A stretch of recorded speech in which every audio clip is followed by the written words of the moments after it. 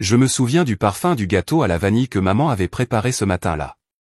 Elle n'a jamais cuisiné, pas même pendant les vacances, mais le jour de mon 18e anniversaire, elle l'a fait. J'aurais dû me douter que quelque chose n'allait pas à ce moment-là. Ils ont attendu jusqu'à l'après-midi. J'étais encore en pyjama quand papa m'a appelé dans le salon. Il ne m'a même pas regardé. Maman regardait ses genoux, les lèvres serrées. Quelque chose était arrivé. Je l'ai senti dans mes tripes. « Asseyez-vous » dit papa, sa voix ayant la même froideur qu'il utilisait chaque fois que je renversais du lait quand j'étais enfant. Je me suis assis, confus mais essayant de rester calme. J'avais appris depuis longtemps à ne pas montrer d'émotion en leur présence. Cela a aggravé les choses. Puis ils l'ont laissé tomber. « Tu as été adopté » dit franchement maman. Pas d'émotion, pas de larmes, juste des faits. Nous t'avons accueilli quand tu avais 2 ans, a ajouté papa. Ta mère biologique ne pouvait pas s'occuper de toi. Nous avons fait ce que nous pouvions. J'étais gelé. Nous pensons qu'il est temps, a poursuivi maman, que tu trouves ta propre voie maintenant. Tu es assez vieille. Puis papa a passé la main sous le canapé et a glissé un petit sac polochon sur le tapis. Il y a de l'argent là-dedans et des vêtements. Nous avons prévu que tu restes dans une auberge jusqu'à ce que tu trouves un travail. Il me mettait à la porte le jour de mon anniversaire. Je n'ai pas pleuré. Je n'ai pas crié. Je me suis levé lentement et j'ai hoché la tête. Merci, dis-je avec un petit sourire. Ils n'ont pas remarqué la façon dont mes doigts agrippaient la sangle du sac. Ils n'ont pas remarqué le scintillement de quelque chose de plus net dans mes yeux parce que ce qu'ils ne savaient pas, ce qu'ils n'auraient pas pu deviner, c'est que 3 semaines plus tôt, j'avais trouvé la lettre. Elle était enfouie dans le tiroir du bas du meuble du couloir, derrière de vieux papiers fiscaux, une enveloppe adressée à une femme nommée Elena Vasila. Mais à l'intérieur se trouvait un acte de naissance avec mon nom et le sien comme mère, pas comme père. Je l'avais recherché en ligne. J'étais même allé à la bibliothèque pour lire de vieux articles de journaux, et ce que j'avais trouvé m'avait tellement choqué que je n'en avais parlé à personne. Pas encore. Ma vraie mère n'était pas inapte. Elle a été emmenée. Et maintenant, alors que je franchissais la porte d'entrée de la maison où j'avais vécu toute ma vie, je ne me sentais pas abandonné. Je me sentais prêt. Parce que je ne partais pas avec honte, je partais avec un plan. L'auberge sentait l'eau de Javel et l'air vicié, le genre d'endroit où les gens se retrouvaient lorsqu'il manquait d'endroit où aller. Je suis resté dos au mur cette première nuit, serrant mon sac comme s'il valait quelque chose. En réalité, il ne contenait que 2 vêtements de rechange, quelques billets froissés et cette enveloppe. L'enveloppe était tout. Le lendemain matin, je me suis éclipsé avant le lever du soleil, l'air vif contre mes joues. J'ai marché pendant 1 heure jusqu'à la bibliothèque publique, mon seul véritable refuge. C'était calme, sûr, et ils avaient les archives. Je me suis assis à la station de microfilm, j'ai glissé la bobine que j'avais cachée dans mon casier la semaine dernière et j'ai continué à lire encore et encore le même article jauni, comme si cette fois la fin allait changer. La psychiatre locale Elena Vasilva a été placée en institution après qu'un lanceur d'alerte ait affirmé un retour de flamme. La photo à côté du titre montrait une jeune femme aux yeux sombres et aux traits délicats emmenée menottée. Son expression n'était pas effrayée, elle était provocante. L'article indiquait qu'elle avait accusé un médecin local, le docteur Richard Alverson, d'abus et d'expérimentation contraires à l'éthique sur des patientes dans une clinique aujourd'hui disparue. Bien entendu, le médecin a tout nié. 1 mois plus tard, Elena a été déclarée instable et envoyée à l'établissement psychiatrique de Silver Birch pour traitement et observation. Aucune charge n'a été déposée contre le médecin, aucune suite, juste le silence. Sauf ce même médecin, il est devenu plus tard à la tête de la Alverson Wellness Foundation, une fondation à laquelle mon père adoptif avait fréquemment fait des dons. Je me souvenais d'avoir vu ce nom sur des lettres dans la maison, considéré comme une œuvre caritative. Maintenant, ça commençait à se connecter. J'ai imprimé l'article et l'ai mis dans l'enveloppe. La bibliothécaire m'a regardé bizarrement, peut-être parce que mes mains tremblaient. De retour à l'auberge, j'ai ouvert mon cahier et j'ai noté tout ce que je savais. Elena était psychiatre en exercice. Elle a été internée après avoir tenté de dénoncer un homme puissant. Elle m'a donné naissance à cette époque. D'une manière ou d'une autre, je me suis retrouvé sous la garde d'un couple lié à ce même homme. Ce n'était pas une coïncidence. Cette nuit-là, je n'ai pas pu dormir. Les ombres au plafond semblaient trop vivantes, trop proches. Je n'arrêtais pas de penser à elle, Elena. Est-ce qu'elle savait que j'étais ici ? Était-elle vraiment en vie? J'avais besoin de réponses. J'avais besoin de la voir, de lui parler si je le pouvais. Mais d'abord, je devais découvrir où se trouvait actuellement l'établissement psychiatrique de Silver Birch, s'il existait encore. Le lendemain matin, j'ai commencé à appeler les bureaux des archives publiques, les services de santé mentale, tous ceux qui pourraient savoir où d'anciens patients avaient été transférés après la fermeture de Silver Birch. La plupart ne savaient même pas que cela existait, mais une employée, une femme âgée à la voix douce, a hésité lorsque j'ai demandé. Elle a dit qu'elle me rappellerait. 2 heures plus tard, elle l'a fait. Il y a un centre de soins de longue durée à Glenridge, à environ 3 heures au nord. Certains patients de Silver Birch y ont été transférés discrètement à la fin des années 90. Aucune liste publique, mais je peux vous dire que certains d'entre eux sont toujours là. Je ne lui ai pas demandé comment elle le savait. Je viens d'écrire le nom, Ridgeview Center for Behavioral Health. J'avais une destination maintenant, mais pas de voiture, pas d'argent et aucune idée de ce que j'allais trouver. Je n'avais pas mangé depuis un jour, non pas parce que je ne pouvais pas, mais parce que je n'en avais pas les moyens. Les factures froissées que mes parents adoptifs m'avaient remises étaient presque toutes consacrées aux frais d'hébergement et à l'impression des dossiers. Chaque pièce comptait désormais, même celle coincée au fond des distributeurs automatiques. Je me suis assis sur le trottoir près de la bibliothèque avec mon cahier sur mes genoux, essayant de faire mes calculs. Le prix du bus pour Glenridge n'était pas élevé, mais cela aurait tout aussi bien pu être un billet d'avion avec ce que j'avais. Je ne voulais pas voler, je ne voulais pas mendier, mais je voulais des réponses. Le restaurant de l'autre côté de la rue avait une pancarte aide recherchée sur la fenêtre. J'ai hésité, puis j'ai traversé. J'ai demandé le directeur, je lui ai dit que je laverais la vaisselle, passerais la serpillière, n'importe quoi. Il m'a regardé de haut en bas, a remarqué les cernes sous mes yeux, puis m'a dit, tu commences demain, à 6 heures du matin. J'ai travaillé 5 jours d'affilée, sans parler à personne. J'avais mal au dos, mes mains saignaient à cause de l'eau bouillante et du savon craquelé, mais le 6e matin, j'ai empoché $117 de pourboire et de paie. C'était suffisant. Le bus pour Glenridge est parti à 10h40. Je n'ai dit au revoir à personne. J'ai simplement marché jusqu'au terminal, j'ai plié l'enveloppe contenant l'article d'Elena dans ma veste et je suis monté à bord. Le trajet était calme, traversant des villes qui semblaient presque abandonnées, leurs rues encore couvertes de gel alors que nous étions déjà en avril.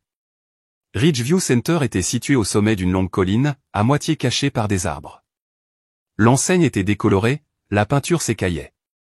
Cela ressemblait moins à un hôpital qu'à un manoir oublié. La femme à la réception a à peine levé les yeux lorsque je suis entré. Elle avait un presse-papier, des lunettes basses sur le nez et une voix fatiguée. « Je suis ici pour rendre visite à un patient », dis-je en raffermissant ma voix. « Non », elle a demandé. « Elena Vasilova », répondis-je. Elle cligna des yeux. « Relation ?» J'ai fait une pause. « Je suis sa fille. » Elle leva les yeux et m'observa un instant. « Elle ne reçoit pas de visiteurs. »« Je sais, dis-je. C'est pourquoi je suis ici. » Elle a décroché le téléphone, a composé une ligne interne, a murmuré quelque chose de trop bas pour être entendu, puis m'a fait un signe de la tête. Au bout du couloir, 2e porte à gauche. Mais soyez bref. La porte s'ouvrit comme dans un rêve, et elle était là, mince, pâle, les cheveux striés de gris, assise près d'une fenêtre, les mains soigneusement croisées sur ses genoux. Elle ne s'est pas retournée quand je suis entré. « Elena » dis-je, ma voix tremblante maintenant. Elle leva lentement les yeux. Ses yeux rencontrèrent les miens et pendant une seconde juste quelque chose vacilla en eux, la reconnaissance, la douleur, peut-être les deux. Elle ne parlait pas, mais elle ne détournait pas non plus le regard. Je m'approchai, le cœur battant. « Je m'appelle Nora. Vous avez eu une fille il y a 18 ans. Ils m'ont dit que vous n'étiez pas en forme. Ils ont dit que vous étiez dangereux. Mais j'ai lu ce qui s'est passé. Je sais ce que vous avez essayé de faire. Je sais ce qu'ils vous ont fait. » Elle expira doucement et quelque chose dans sa posture changea. Ses mains se crispèrent. « Il me surveille toujours » murmura-t-elle, presque trop silencieuse pour l'entendre. « Il pense que je ne m'en souviens pas, mais je m'en souviens. » Je me suis figé. Elle s'en souvenait. Mais qui était-il? Les yeux d'Elena se tournèrent vers la porte, puis vers les coins du plafond. Je ne pouvais voir aucune caméra, mais elle regardait fixement comme si elle savait exactement où elle se trouvait. Sa voix était à peine au-dessus d'un souffle lorsqu'elle reprit la parole. Ils ont enregistré nos séances de thérapie. Ils ont dit que c'était à des fins de recherche, mais ce n'était pas le cas. C'était pour nous contrôler, pour créer des profils. J'ai vu des choses, j'ai entendu des choses que je n'aurais pas dû. Elle fit une pause, saisissant son poignet fin avec sa main opposée, comme si elle se retenait.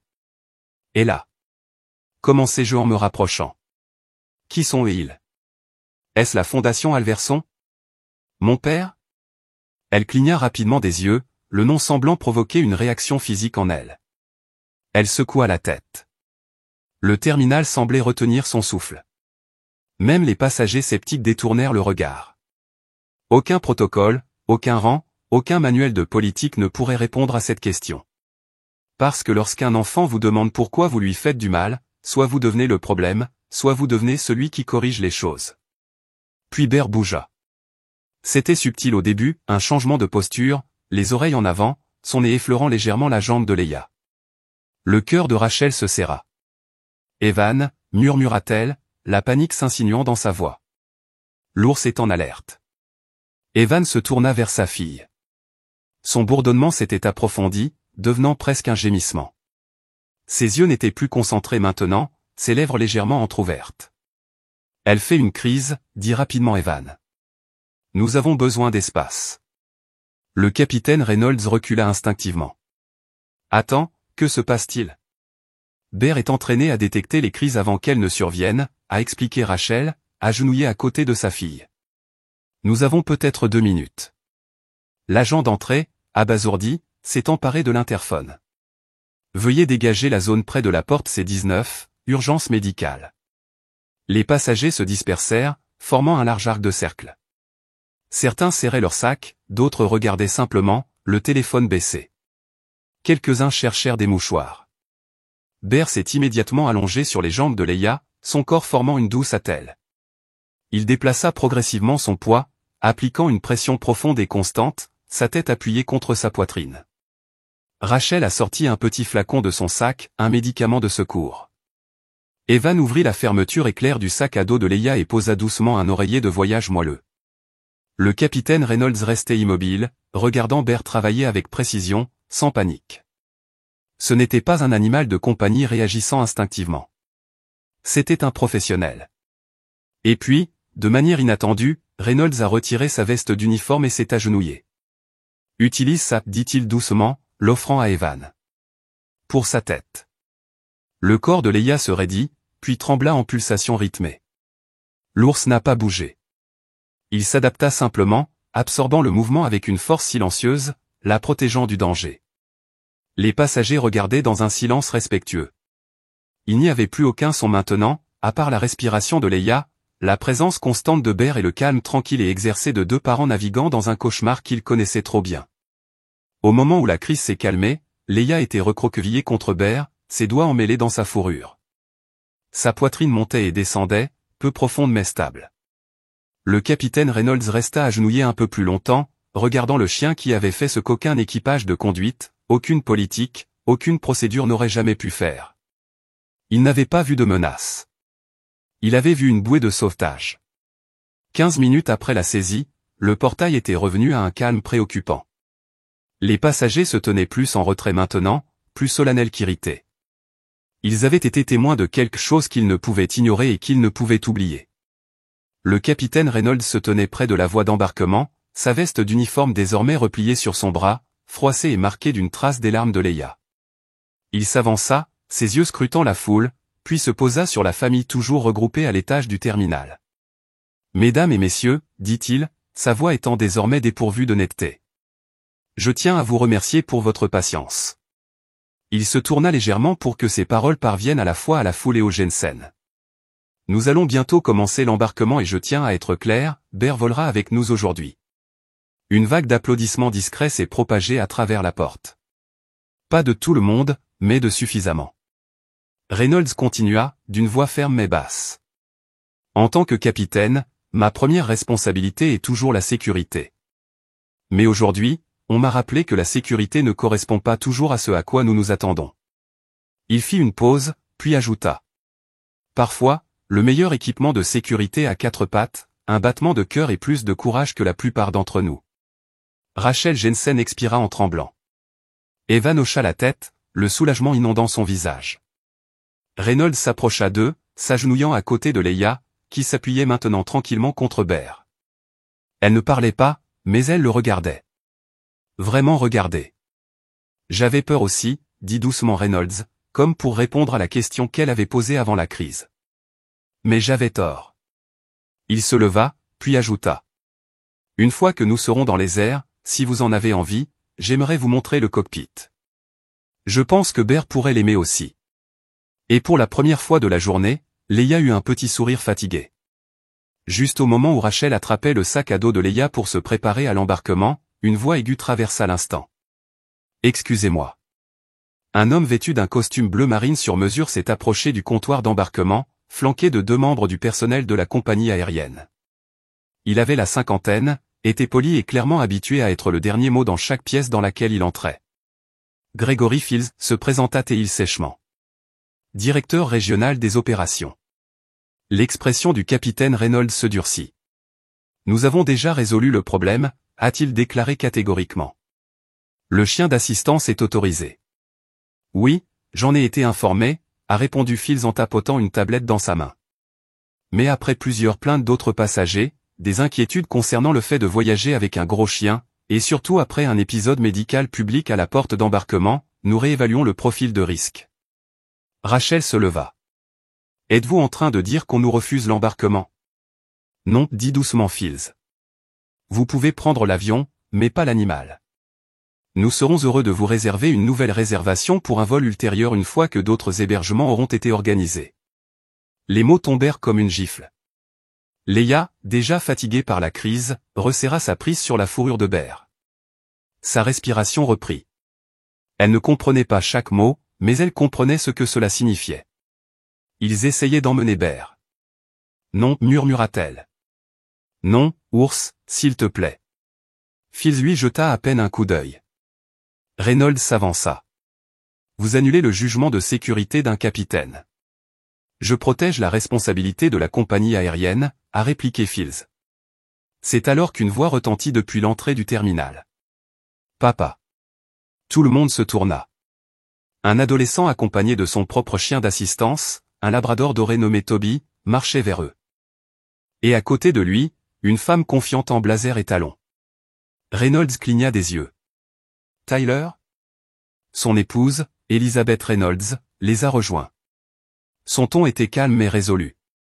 Je suis également la directrice des opérations de la compagnie aérienne, a-t-elle déclaré. Et cette décision, elle se termine maintenant. Gregory Fields pâlit. Elizabeth s'agenouilla à côté de Leia, gardant une distance respectueuse. Tu dois être Leia, dit-elle chaleureusement. Et voici Bear. Il fait un travail incroyable. Leia hocha la tête, sa voix petite mais claire. Il me protège. Elizabeth a levé les yeux vers Fields et a dit ce qu'aucun manuel de politique ne pourrait jamais pouvoir. Alors il vole, non pas comme passager, mais comme protecteur. Le vol vers Orlando s'est déroulé sans problème. Leia se reposait tranquillement dans la rangée de cloisons, Bear fidèlement recroquevillé à ses pieds. Pas d'aboiement, pas de chaos, juste la présence constante d'un chien qui fait son travail. Après l'atterrissage, les Jansons ont été invités dans le cockpit. Le capitaine Reynolds se tenait à côté, sa voix plus douce maintenant. Bienvenue à bord, copilote, dit-il en offrant à Leia une petite paire d'ailes. Elle sourit en regardant les boutons et les lumières clignotantes. Puis, fouillant dans son sac à dos, elle en sortit un morceau de papier plié, un dessin. Il montrait un avion dans le ciel, 4 personnes debout en dessous, maman, papa, le capitaine Reynolds et elle, avec Bear au milieu portant une cape. Au-dessus d'eux, elle avait écrit « Tout le monde est en sécurité ensemble ». Reynolds a pris le dessin avec une discrète révérence. « Je vais garder ça », a-t-il dit, là où je peux le voir. Plus tard dans la semaine, la photo a été encadrée et placée dans son bureau, à côté d'une photo de Tyler et Toby. 2 enfants, 2 chiens, chacun guérissant l'autre, chacun rappelant aux adultes qui les entourent à quoi ressemble le véritable courage. Il s'avère parfois que le voyage le plus important ne se déroule pas à 30 000 pieds d'altitude. Cela se passe à la porte d'embarquement. Quand elle a vu le nom de Claire Rothman, elle m'a appelé une fois. Rachel a murmuré, m'a dit qu'elle avait peur, m'a dit qu'elle pensait qu'elle était suivie. J'ai proposé de se rencontrer. Elle a disparu avant nous. Elle fit une pause et me regarda. Vous ne risquez pas seulement votre vie, vous vous lancez dans une guerre. Ces gens pensent qu'ils ont déjà gagné. Je sais, dis-je, mais je ne recule pas. Elle ouvrit l'un des mémos et hocha la tête. Ceux-ci sont réels. Le langage les entête. C'est ainsi que la Fondation écrit. Vous ne pouvez pas faire semblant. Puis elle a cliqué sur les vidéos, les a regardées tranquillement, la mâchoire fermement serrée. Cela est rendu public, quelqu'un brûle, dit-elle finalement, mais nous devons être intelligents. Un faux mouvement et tu disparais comme Claire, ou pire, comme Elena vivante mais enterrée. Elle se pencha plus près, sa voix était un murmure. Nous devons rendre cela trop important pour qu'ils puissent le contenir. Nous nous adressons à des alliés de confiance, à d'anciens procureurs, à des réseaux de lanceurs d'alerte, et lorsque nous la laissons tomber, nous la laissons tomber partout à la fois. J'ai hoché la tête, mais au fond de moi, je savais que nous ne nous battions pas seulement pour la vérité. Nous nous battions pour Elena, pour Claire et pour ce qui restait de ma propre vie volée. Rachel bougeait vite. En 24 heures, la clé USB a été dupliquée 6 fois et envoyée par courrier à 6 personnes à travers le pays, d'anciens procureurs, des avocats spécialisés dans les droits de l'homme, 2 podcasteurs et une plateforme clandestine de dénonciation. Chaque personne a reçu un mot de passe distinct pour le déverrouiller, transmis via des appels cryptés. C'est comme ça qu'on tue un monstre, dit Rachel. Privez-le de secret. Entre-temps, elle a rédigé un rapport complet pour accompagner les preuves, reliant le tout ensemble. Elle a travaillé toute la nuit. J'ai à peine dormi, mais le lendemain matin, je me suis réveillé avec un message vocal. C'était de lui, Thomas Brenner. Sa voix était ferme, calme, comme elle l'avait toujours été, contrôlée comme s'il décidait déjà de la suite. Nora, je sais ce que tu as fait. Je veux parler. Tu me dois ça. J'ai regardé le téléphone. Mon estomac se tordit. Je ne lui devais rien. Rachel leva les yeux de son ordinateur portable. N'y va pas. Mais je devais le faire. J'avais besoin de le regarder dans les yeux une dernière fois. Nous nous sommes rencontrés dans un lieu public, une ancienne gare à moitié abandonnée, des caméras, des témoins. J'ai gardé mes distances. Il portait son habituel manteau beige et son sourire paternel, comme si rien n'avait changé. Tu es devenue une fille intelligente, dit-il. Ne le fais pas, ai-je crié. Ne prétends pas que tu m'as élevé par amour. Son visage vacilla. Tu penses que c'était simple? Tu penses que je voulais ça? Non, dis-je. Je pense que tu voulais le contrôle. Il fit une pause, puis fit un petit signe de tête. Tout ce que tu as trouvé est dangereux. Pas seulement pour moi, pour toi, pour Elena. Si tu le libères, des gens seront blessés. Je sais, dis-je, les yeux rivés sur les siens. Et ils l'ont déjà fait. Il s'approcha. Il n'est pas nécessaire que cela se termine mal. Vous avez encore le temps d'arrêter cela. Je n'ai pas bougé. Puis j'ai dit doucement, c'est déjà sorti. Il resta immobile. Son visage changea, son calme disparut, révélant quelque chose de plus froid. Cela vous détruira aussi, dit-il. Non, murmurai-je. Ça me libère. Je me suis retourné et je suis parti. Je n'ai pas regardé en arrière. La nouvelle est tombée 2 jours plus tard. Tout a commencé avec un épisode de podcast, un son brut et non filtré provenant des vidéos que Nora avait récupérées. Viennent ensuite les articles, les documents, les scans de dossiers de patients falsifiés, les déclarations des dénonciateurs, un exposé anonyme sur Claire Rothman citant des noms, puis la vidéo Elena dans cette pièce, la voix trouble, les yeux vides. Les gens regardaient. Les gens écoutaient. À la fin de la semaine, Silver Birch était à la mode. Dans les 10 jours, le procureur général de l'État a annoncé l'ouverture d'une enquête formelle. Des assignations à comparaître ont été émises. Le nom de Thomas Brenner est apparu aux côtés de Richard Alverson et de 3 autres personnes dans un recours collectif intenté par les familles d'anciens patients. Nora ne s'attendait pas à ce que le monde s'en soucie, mais c'était le cas. Rachel l'a gardée protégée, cachée, tandis que la frénésie médiatique montait. Mais les pensées de Nora n'ont jamais quitté Ridgeview. Je dois la faire sortir, dit-elle à Rachel un matin, avant qu'il décide qu'elle est trop dangereuse pour la garder en vie. Rachel a appelé. Au crépuscule, ils étaient sur la route. Ridgeview n'a pas résisté à la fuite. Le personnel était effrayé, incertain, certains étaient déjà partis. L'infirmière Janet les a accueillis à la porte et leur a remis un presse-papier. Elle a été mise sous sédatif, discrètement, mais elle est toujours lucide. Vous devez agir vite. Nora la trouva sur la même chaise près de la fenêtre. Maman, murmura-t-elle en s'agenouillant. Nous partons. Les yeux d'Helena étaient vitreux, mais sa main bougeait lentement mais sûrement. Elle toucha la joue de Nora. Vous m'avez trouvé, dit-elle. Je le ferai toujours, a déclaré Nora, les larmes aux yeux. Peu importe ce qu'ils faisaient, ils sortaient ensemble au pas d'alarme, pas d'homme en blouse blanche, juste la lumière du crépuscule et le vent. Les semaines suivantes furent floues, protection juridique, soins médicaux, thérapie traumatologique, réintroduction d'Helena dans un monde qu'il avait oublié et procès reporté, retardé mais non rejeté. Thomas Brenner n'a plus jamais rappelé. Il a été inculpé 3 mois plus tard. Et Claire ? Rachel a continué à creuser. 6 mois après la fuite, une femme a été retrouvée vivant sous un faux nom dans une petite ville de l'Oregon, nerveuse, surveillée, mais vivante. Elle s'appelait Claire Rothman. Nora s'est envolée pour la rencontrer. Ils ont parlé pendant des heures, non pas de ce qui avait été perdu, mais de ce qu'ils allaient construire ensemble.